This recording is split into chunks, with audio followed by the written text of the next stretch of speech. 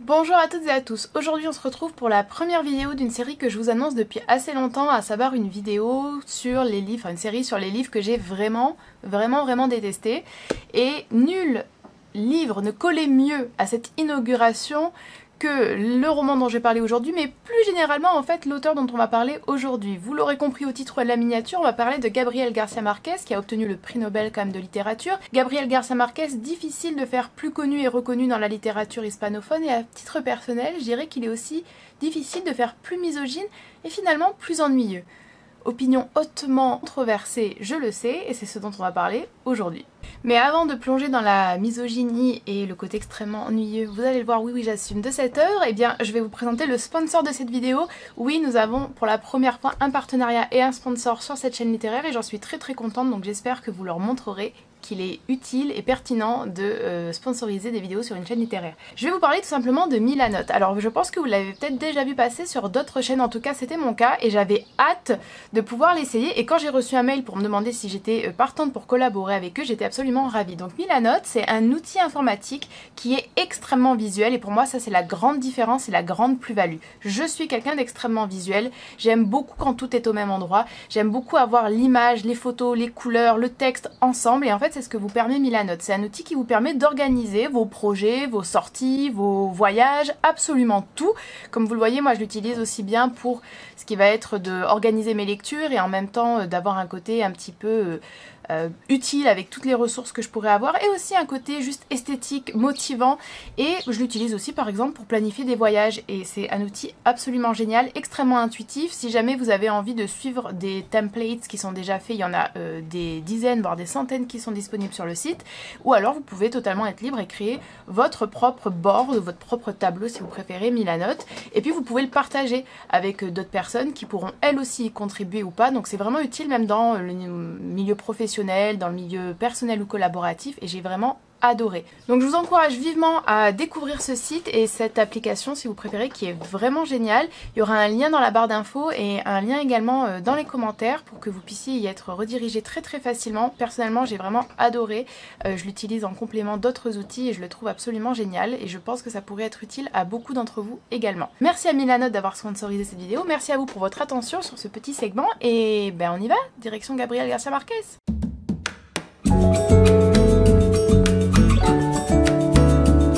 Parlons de Gabriel García Márquez. Pour moi, il mérite amplement d'être le premier à faire l'objet d'une vidéo dans cette série. Non seulement parce que j'ai vraiment pas aimé d'un point de vue littéraire, j'assume totalement, je précise, de remettre en question vraiment l'intérêt littéraire, ou en tout cas la dimension qu'on a donnée à l'intérêt littéraire des œuvres de Gabriel García Márquez, mais aussi parce que je trouve que ces textes sont profondément dérangeants et troublants, et le silence qui est fait autour de ces problématique là me semble assez surprenant. Je voulais qu'on aborde deux premiers points, à savoir, accrochez-vous, on commence fort, la pédocriminalité dans l'œuvre de Gabriel García Márquez, le viol comme fantasme et la misogynie bref rampante qui est absolument présente de partout, puis après vraiment me pencher sur un aspect qui est un peu plus littéraire, c'est-à-dire l'aspect profondément répétitif pour moi de cette œuvre, qui fait que je suis vraiment dubitative quant aux nombreux éloges dont il est bénéficiaire. Alors j'ai lu 2 livres de Gabriel García Márquez.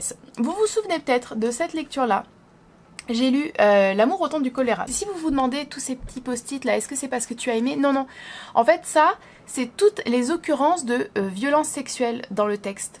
Suite à cette lecture qui m'a absolument dégoûtée, alors que j'en attendais beaucoup, étant donné qu'une collègue avec qui je m'entendais très bien m'avait dit que c'était son livre préféré, étant donné que si vous tapez Gabriel García Márquez en ligne, vous ne trouverez que des avis positifs, eh bien, forcément, moi aussi, j'en attendais beaucoup. Elle ne fut pas ma déception. Ensuite, j'avais le choix. Soit j'allais lire 100 ans de solitude, soit j'allais me tourner vers un autre de ces textes, peut-être plus mineur, mais en tout cas moins long. Je vous avoue que je n'ai pas lu 100 ans de solitude parce que, franchement, je n'ai pas été séduite par la plume, j'ai été profondément dérangée par les choix de narration, par les intentions d'écriture, par les sujets proposés, par le positionnement également de l'auteur, et donc j'ai finalement lu un autre de ces textes qui est assez court, qui s'intitule Mémoire de mes putains tristes, oui vous ne rêvez pas, et qui a failli être adapté au cinéma, donc œuvre mineure pas vraiment, hein. Il a été quand même traduit lui aussi dans pas mal de langues. Il est trouvable ici chez Le Livre de Poche, adaptation au cinéma qui était prévue mais qui n'a pas abouti, on en reparlera. Donc non, ce n'est pas une œuvre mineure.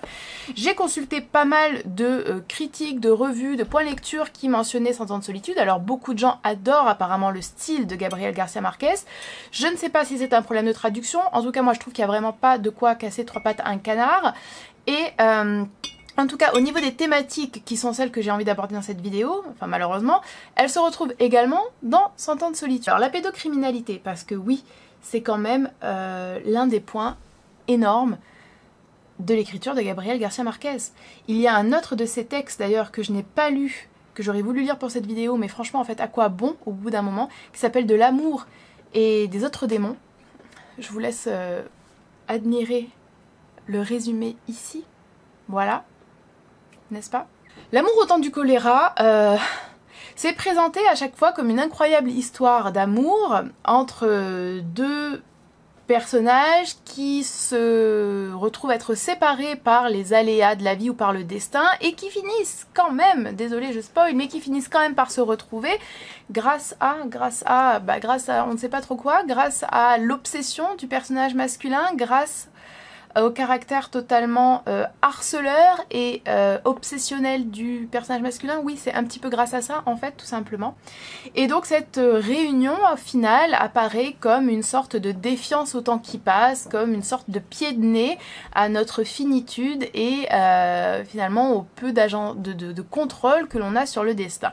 Donc je pense qu'avant qu'on rentre vraiment dedans, l'un des thèmes effectivement qui revient toujours, en tout cas j'ai l'impression chez Gabriel Garcia Marquez, c'est le temps qui passe, la vieillesse, et c'est un terme universel, un thème qui nous touche tous et toutes. Et donc je pense qu'il y a là aussi l'une des raisons de sa popularité et de sa renommée également, et je peux tout à fait comprendre que cet aspect-là touche beaucoup. J'y suis extrêmement sensible. Maintenant, cela ne suffit pas en fait à justifier tout un livre, cela ne suffit pas à expliquer des tas d'autres occurrences qui sont profondément dérangeantes, et enfin, ça ne fait pas d'un livre un chef-d'œuvre non plus. Les deux protagonistes se nomment Fermina et Florentino. Fermina qui va finalement épouser un autre homme, un docteur, et Florentino qui va passer son temps, des années, des décennies de vie finalement, à en fait, à coucher avec des centaines de femmes en attendant de pouvoir remettre le grappin sur Fermina.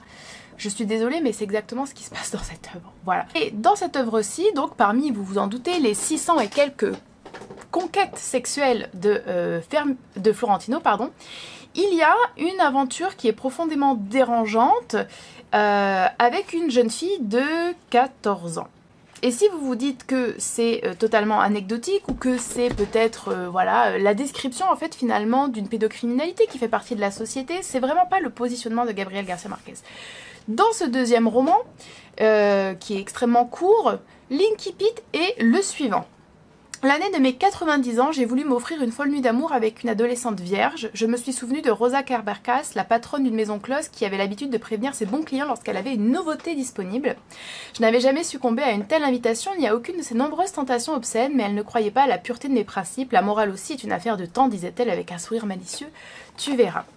Là aussi, il ne s'agit pas de dénoncer la prostitution, de dénoncer la pédocriminalité. Il ne s'agit pas non plus de montrer un personnage qui serait peut-être pervers ou qui serait déviant et d'avoir une voix narrative neutre qui présenterait finalement une sorte d'observation totalement réaliste de la société d'un temps donné. Non, non. Là aussi, on est face à ce qui se présente comme une histoire d'amour, étant donné que ce roman fortement inspiré des Belles endormies de Kawabata, même s'il n'en a ni le génie littéraire ni la morale, désolé, oui, la morale a un poids en fait dans les arts.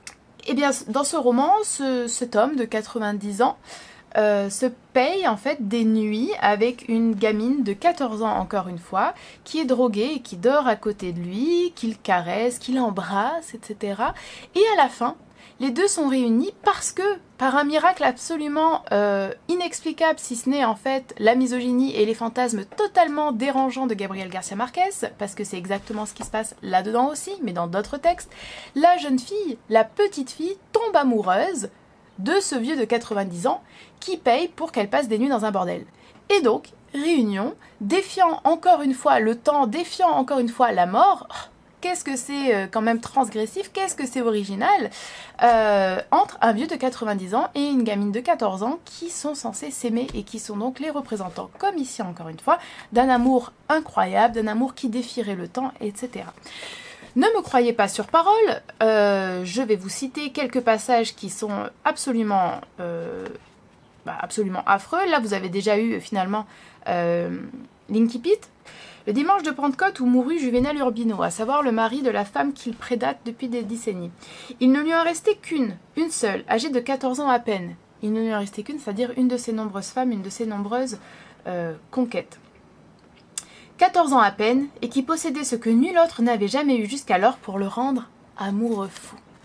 Elle s'appelait America Vicuna. Elle était venue 2 ans auparavant de la bourgade maritime de Puerto Padre et sa famille l'avait confiée à Florentino Ariza, leur tuteur, avec qui ils avaient des liens de sang reconnus. Elle avait une bourse du gouvernement pour faire des études à l'école supérieure d'institutrice et il l'avait envoyée avec son pétaté et une petite malle de fer qui ressemblait à une malle de poupée. Voilà. Dès qu'il la vit descendre du bateau avec ses bottines blanches et sa tresse dorée, Florentino Ariza eut le pressentiment atroce qu'ils feraient souvent ensemble la sieste du dimanche. C'était encore une petite fille au vrai sens du terme, avec des quenottes dentelées, des écorchures d'écolière aux genoux, mais il devina d'emblée quelle sorte de femme elle ne tarderait pas à être, la cultiva pour lui toute une longue année de cirque le samedi, de crème glacée au parc le dimanche, de matinée enfantine, gagnant sa confiance, gagnant sa tendresse, la prenant par la main avec la douce astuce d'un grand-papa gâteau pour la conduire jusqu'à son abattoir clandestin. Pour elle, ce fut comme si les portes du ciel s'étaient soudain ouvertes, telle une fleur qui éclot, elle s'épanouit, et flotta sur un nuage de bonheur. Et ses études n'en furent que meilleures, car elle était toujours la première de sa classe afin de ne pas manquer la sortie en fin de semaine. Continue, hein. Ils s'entendaient bien, elle se conduisait comme ce qu'elle était, etc. Continuons quelques pages plus loin, pour que vous puissiez vraiment voir de quoi il est question. À un moment donné, il lui dit « Aujourd'hui, on ne fera pas joujou », sous-entendant « Nous ne coucherons pas ensemble ». Quelques pages plus loin, absolument incroyable. Le seul problème était sa relation avec America Vicuna. Il avait à plusieurs reprises ordonné au chauffeur d'aller la chercher à l'internat le samedi à 10 h, mais il ne savait que faire d'elle pendant les fins de semaine. Pour la première fois, il l'a délaissée, elle souffrait de ce changement. Enfin, je suis désolée, je vais devoir lire un passage qui est quand même assez explicite, donc voilà. Un samedi après-midi, Florentino Ariza la trouva dans sa chambre, en train d'écrire à la machine. Elle se débrouillait assez bien car à l'école elle apprenait la mécanographie. Elle avait tapé plus d'une demi-page où ça et là apparaissait une phrase facile à isoler et révélatrice de son état d'esprit. Pour lire ce qu'elle avait écrit, Florentino Ariza s'inclina par-dessus son épaule. Sa chaleur d'homme, son souffle entrecoupé, l'odeur de ses vêtements qui était la même que celle que son oreiller la troublèrent. Elle n'était plus la petite fille à peine débarquée dont il ôtait les vêtements un par un avec des cajoleries de bébé. D'abord les chaussures pour le nounours, puis la chemise pour le chien-chien, puis la petite culotte à fleurs pour le lapinou et un baiser pour la jolie petite chatte à son papa. Non, c'était une femme au vrai sens du terme qui aimait prendre des initiatives. Donc vous voyez bien que là, on est totalement face à quelque chose qui légitime la relation entre une gamine de 14 ans et cet homme de 60-70 ans ou un truc comme ça. Il n'y a aucune présentation de ce personnage comme quelqu'un de profondément infect, répugnant et dégoûtant. Au contraire, comme dans Mémoire de mes putanteries, c'est un personnage masculin qui à la fin obtient ce qu'il veut, c'est un personnage masculin qui accède au bonheur, donc qui a pas du tout les mêmes prérogatives qu'il peut y avoir dans d'autres romans, j'en reparlerai un peu plus tard, qui abordent ces questions extrêmement sensibles, et surtout la description de la jeune fille, de la petite fille, de l'adolescente, ici est profondément dérangeante. Elle est présentée comme une femme, elle est présentée comme sachant ce qu'elle veut, elle est présentée comme étant troublée, comme étant amoureuse, et en fait il ne s'agit là aucunement de ce qui pourrait être une forme de discours indirect libre où on aurait accès aux pensées du personnage déviant. Absolument pas, c'est la voie narrative et je le répète, mais il n'y a aucune condamnation, là non plus. Au contraire, c'est présenté comme une relation amoureuse, au contraire, c'est présenté comme une relation où la jeune fille ou l'enfant est heureuse et partie prenante. Donc on est vraiment dans quelque chose de profondément dérangeant. Et vous allez le voir quand on parlera du deuxième point extrêmement problématique, vous comprendrez bien que c'est quelque chose qui se répète dans l'œuvre de Gabriel Garcia Marquez, sa manière de décrire les femmes, d'envisager les violences faites aux femmes, et qu'il ne s'agit en aucun cas d'une incompréhension de ma part. Elle continua d'écrire d'un seul doigt à la main droite et de la gauche, chercha sa jambe à tâtons, explora, le trouva, le sentit revivre, grandir, soupirer d'anxiété jusqu'à ce que la respiration du vieil homme devint rauque et difficile. Elle le connaissait bien. Dans un instant, il serait à sa merci et ne pourrait revenir en arrière avant d'avoir atteint le point final. Elle le prit par la main comme un pauvre aveugle des rues pour le conduire jusqu'au lit et l'éplucha petit bout par petit bout avec une tendresse maligne. Le sala à son goût, le poivra, l'ailla, ajouta un poignon haché, le jus d'un citron, une feuille de laurier. Et ça, c'est censé être le réalisme magique. Ça, c'est censé être la touche littéraire incroyable de Gabriel Garcia Marquez. Hein, je vous annonce au cas où, voilà. Jusqu'à ce qu'il fût bien assaisonné et le four à bonne température. Ils étaient seuls, les servantes étaient sorties, les maçons et les menuisiers qui rénovaient la maison ne travaillaient pas le samedi, le monde entier était à eux. Mais au bord du précipice, il s'arracha à l'extase, écarta sa main, se leva et dit d'une voix tremblante « Attention, on n'a pas de capote ». Donc, c'est la même chose ici, je ne vais pas vous lire les passages, je pense que c'est assez clair pour la pédocriminalité qui se retrouve également dans 100 ans de solitude. Deuxième point extrêmement dérangeant, vous allez voir, où en fait il y a le même mécanisme d'écriture qui opère, et on a toujours en fait de manière pas vraiment si déguisée que ça, les fantasmes ou la vision fantasmée de Gabriel Garcia Marquez qui vient s'apposer comme un filtre sur les réalités sordides que vivent les personnages féminines et c'est absolument dérangeant. Dans ce roman, comme dans celui-ci, comme dans un autre d'ailleurs, le viol est perçu comme étant quelque chose de positif, quelque chose de passionnel, quelque chose qui conduit à l'amour et que les femmes recherchent. Le viol est également présenté comme quelque chose que les femmes commettent sur le pauvre, ici, jeune adolescent Florentino, ce qui est totalement... on va le dire quand même invraisemblable étant donné qu'on sait qu'il y a très peu de femmes qui sont des violeuses et on sait aussi que cela représente un traumatisme et là encore une fois c'est pas du tout présenté comme tel, c'est présenté en fait comme un fantasme. Je vous lis page 185 hein, quand même.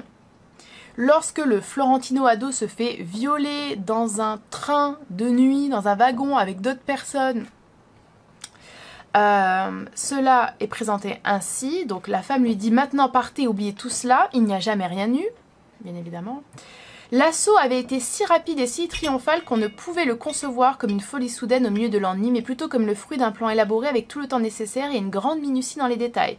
Cette certitude flatteuse accrut l'inquiétude de Florentino Ariza, qui au sommet de la jouissance avait senti une révélation à laquelle il ne pouvait croire et qu'il refusait même d'admettre, et qui signifiait que l'amour illusoire de Fermina Daza pouvait être remplacé par une passion terrestre.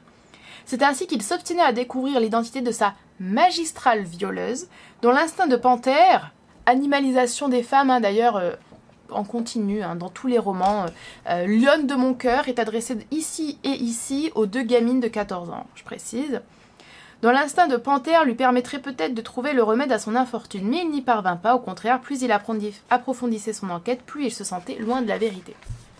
Si en plus vous avez quand même l'impression que dans tous les extraits que je vous lis, il n'y a pas non plus une ingéniosité littéraire incroyable, qu'il n'y a pas une puissance dans les dialogues incroyable, qu'il n'y a pas une force dans les métaphores ou dans les comparaisons, si vous vous dites que finalement ce n'est pas non plus extrêmement surprenant, extrêmement original, que ce n'est pas extrêmement émouvant, oui c'est normal en fait, c'est pas incroyable en termes de littérature, j'ai vraiment du mal à comprendre, voilà.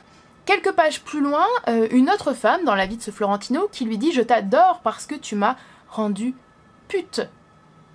Voilà. Et il est dit plus tard, il lui avait appris que rien de ce qui se fait au lit n'est immoral, qu'il contribue à perpétuer l'amour. Et je pense qu'on a là une vraie pensée de Gabriel Garcia Marquez. À la page 330 de cette édition. Florentino est avec une... Je suis sidérée en fait. Florentino est avec une femme, ils sont en train de partager un moment d'intimité, puis finalement elle lui dit « Tiens-toi bien, je sais depuis longtemps que tu n'es pas l'homme que je cherche ». Et nous avons après ce fantastique passage qui est, comme très souvent chez Gabriel Garcia Marquez, un retour en arrière ou une analepse. Lorsqu'elle était très jeune, un homme adroit et fort, dont elle ne vit jamais le visage, l'avait culbuté par surprise sur la jetée, l'avait dénudée avec fureur et lui avait fait l'amour en un bref instant de frénésie. Renversée sur les pierres, le corps lacéré, elle aurait voulu que cet homme restât là pour toujours afin de mourir d'amour dans ses bras. Donc là, il n'y a absolument aucun aucune excuse possible sur la polyphonie, sur qui parle, quel point de vue nous avons. Nous avons le soi-disant point de vue d'une femme qui vient de se faire violer, retranscrit par une voix narrative qui est extrêmement parallèle et très proche de la voix de l'auteur, auteur qui semble avoir une obsession assez inquiétante sur le viol comme moyen d'initiation à l'amour pour les femmes. Elle n'avait pas vu son visage, n'avait pas entendu sa voix, mais elle était certaine de le reconnaître entre mille à sa forme, à son rythme et à sa manière de faire l'amour. Depuis ce jour, elle disait à qui voulait l'entendre, si tu sais quelque chose d'un type grand et fort qui a violé une pauvre négresse sur la jetée des Noyers un 15 octobre vers 11h30 du soir, dis-lui où il peut me trouver. Il dit tout de suite après d'ailleurs, bravo ma lionne, nous avons tué le tigre. Donc re-animalisation, pas du tout répétitif encore une fois. Hein. Vous voyez, ça c'est rien. Je vous ai pas lu tous les petits post-it. On a d'autres scènes absolument affreuses. Et en réalité, ce livre qui est présenté comme un joyau, comme une merveille incroyable, effectivement, le début peut être plutôt enchanteur dans la manière dont c'est écrit. Mais très rapidement, cela devient finalement une succession de relations sexuelles plus ou moins consenties, plus ou moins dérangeantes et plus ou moins, en fait, finalement illégales, qui nous sont présentées. Et ça, c'est censé être un joyau, ça, c'est censé être incroyable. C'est extrêmement répétitif, c'est extrêmement ennuyeux, c'est absolument pas réaliste. Il n'y a aucune poésie dans l'écriture, dans vraiment ce gros 3/4 du roman. Et pour vous montrer à quel point il y a quand même quelque chose qui se répète en permanence, là, dans ce roman, est présentée, la jeune fille qui a également 14 ans, hein, est présentée comme une caille qui ne doit pas refroidir. Souvenez-vous, le petit moment de soi-disant ingéniosité littéraire où on passe dans le registre de la cuisine dans le registre du rapport sexuel. La proxénète, la matrone bien évidemment du bordel, dit à un moment donné au vieux, parce qu'il n'a pas couché avec la petite fille de la première nuit, tu ne l'as même pas réveillée, une femme ne pardonne jamais à un homme de n'avoir pas daigné l'étraîner. Donc c'est à dire que là on est vraiment en fait sur une partie du roman quand même où on est censé croire que la gamine est vexée et que la gamine en veut à l'homme de ne pas l'avoir violée. Également ici un moment où le même homme viole exactement par la même façon, c'est-à-dire je suis désolée mais par derrière une autre domestique qui elle aussi d'ailleurs est noire ou métisse, lui dit, parce qu'elle est restée sa domestique et de temps en temps il le refaisait, toujours de la même façon d'ailleurs, c'est ce qui est dit, hein, je précise, c'est dit explicitement, toujours de la même façon par derrière, voilà. Il lui dit je ne suis jamais tombée amoureux, et elle a répliqué du tac au tac, moi si. À cause de vous, j'ai pleuré pendant 22 ans. Mon cœur a fait un bond, j'ai cherché une sortie honorable. Nous aurions été bien appareillés tous les deux. C'est mal de me dire ça maintenant. Ça ne sert même plus de consolation. Vous ne me croirez pas, mais je suis encore vierge, Dieu merci.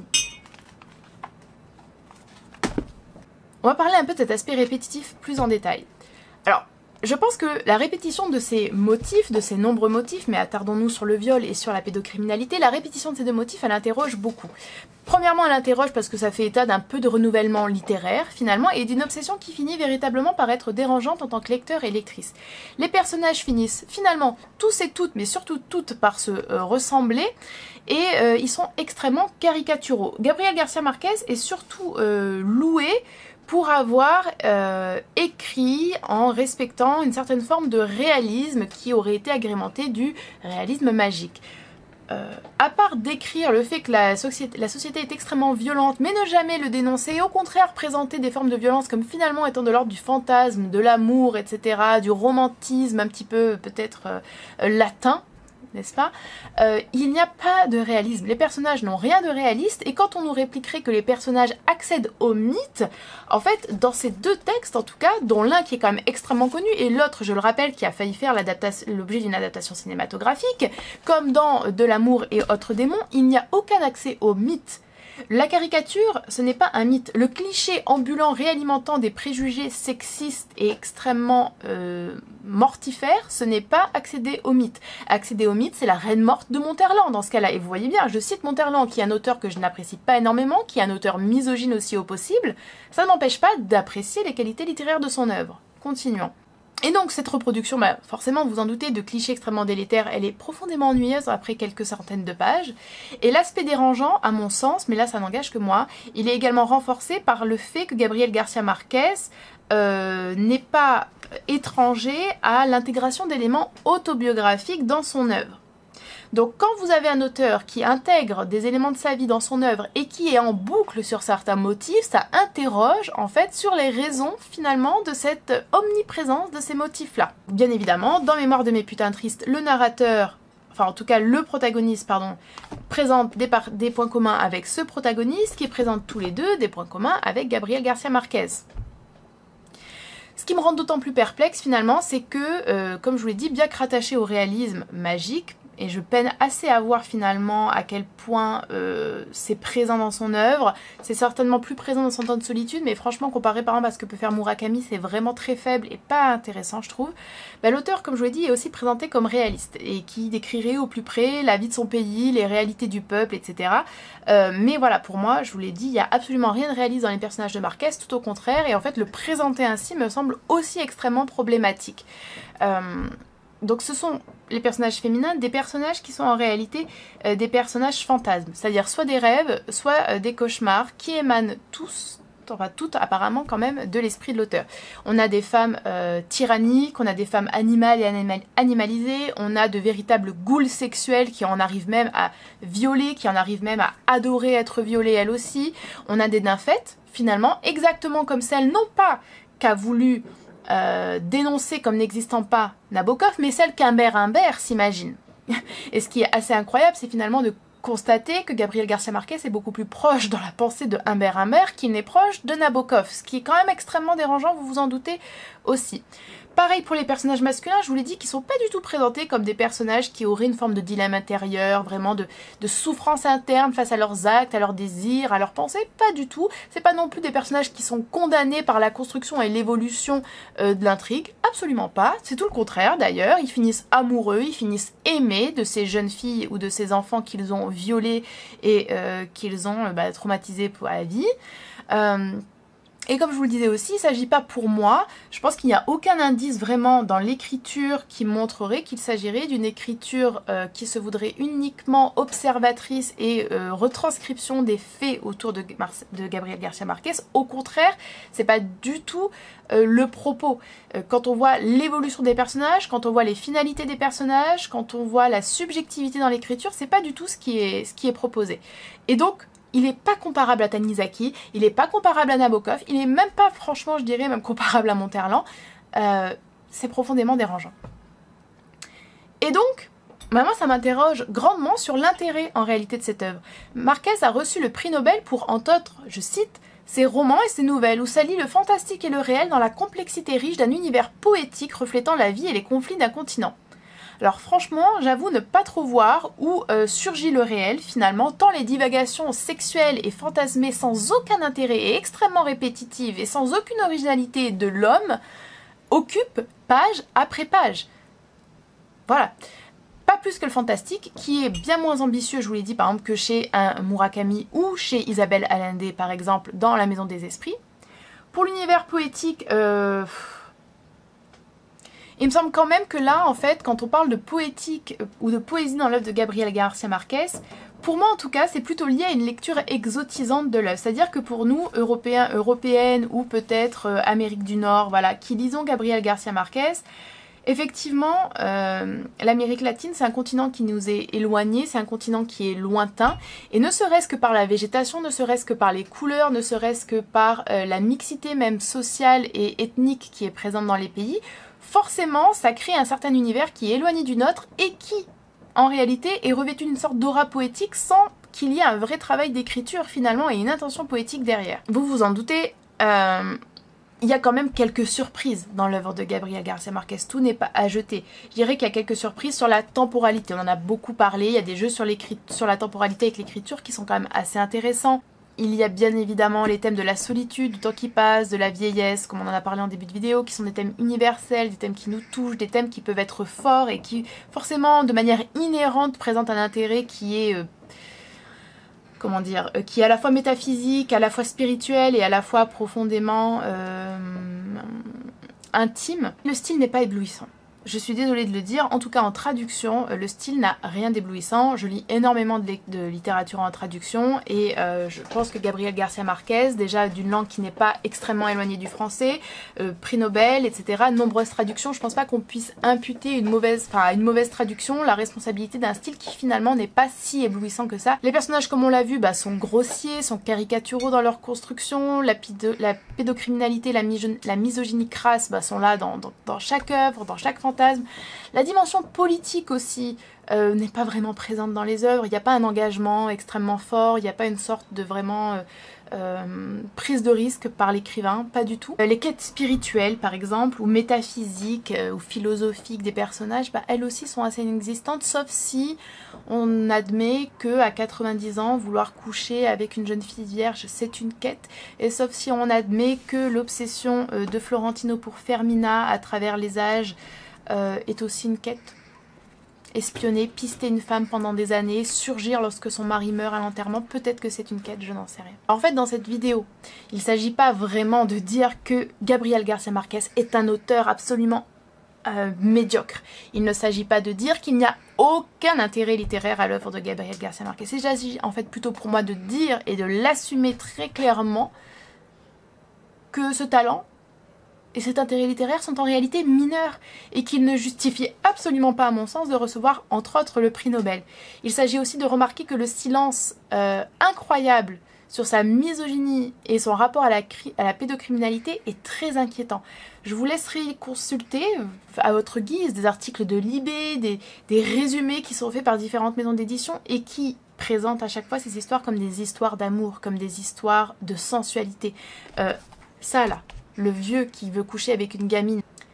Michel Gazi pour Télérama, la tendresse ici le dispute à l'humour. Nell Novak dans Femmes d'aujourd'hui. Très intéressant d'ailleurs qu'ils aient bien choisi 2 femmes sur 3. Cocasse, coquin certes, mais surtout plein de tendresse. Pascal Bruckner dans Le Nouvel Observateur, un roman qui ravira les libertins comme les prudes. Alors je ne suis ni prude ni libertine et je n'ai pas été ravie. Il s'agit aussi de dire, vous l'aurez compris, que son prix Nobel et sa renommée ne sont possibles à mon sens que parce qu'ils s'inscrivent dans une société misogyne.